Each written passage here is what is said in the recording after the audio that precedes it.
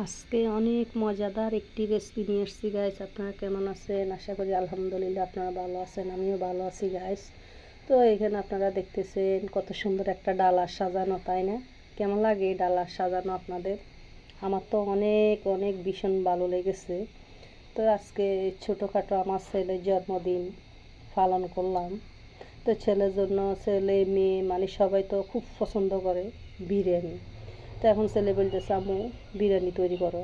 তো আজকে আমি কী করলাম, গরু মাংস দিয়ে বিরিয়ানি রান্না করলাম। ছেলে তো খেয়ে মাশাল্লাহ অনেক অনেক প্রশংসা করছে আমার। ছেলে বলতেছে আম্মু তুমি যদি ছোটোখাটো একটা যদি দোকান দাও তাইলে মানে বিরিয়ানিটা ভালোই বেচতে পারবা, এত এত সুস্বাদু হয়েছে বিরিয়ানি। তো বিরিয়ানির ভিতরে আপনার যা যা মশলা দেওয়ার আমি সব ধরনের মশলা দিয়েছি গাইস, দিয়ে সুন্দর করে আমি এই বিরিয়ানিটা রান্না করছি। তা আপনাদের ভাইও খেয়ে মাশাল্লাহ বলছে অনেক অনেক ভালো লেগেছে তার থেকে। এখন আপনারা বলুন, এখানে আমি হাফ সিদ্ধ চাউল দিয়ে আমি তৈরি করছি 1 কেজি চাউল এখানে। তা আপনাদের থেকে কেমন লাগে? আপনারা আমার ভিডিও দেখতে দেখতে আপনারা লাইক কমেন্ট শেয়ার করে দিবেন।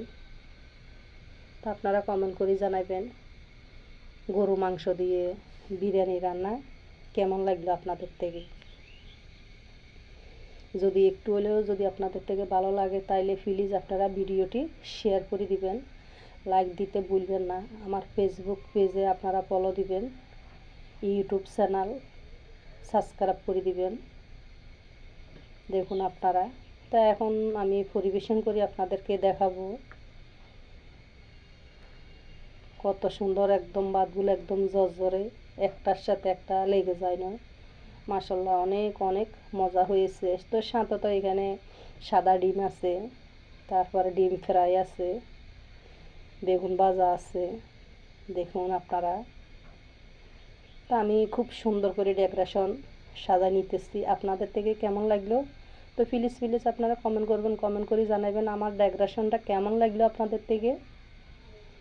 যদি ভালো লাগে তাহলে প্লিজ আপনারা কমেন্ট করে জানাবেন। তো এখন পরিবেশন করি, সবাই মিলে দেখাইতেছি কেমন, আপনারা দেখুন।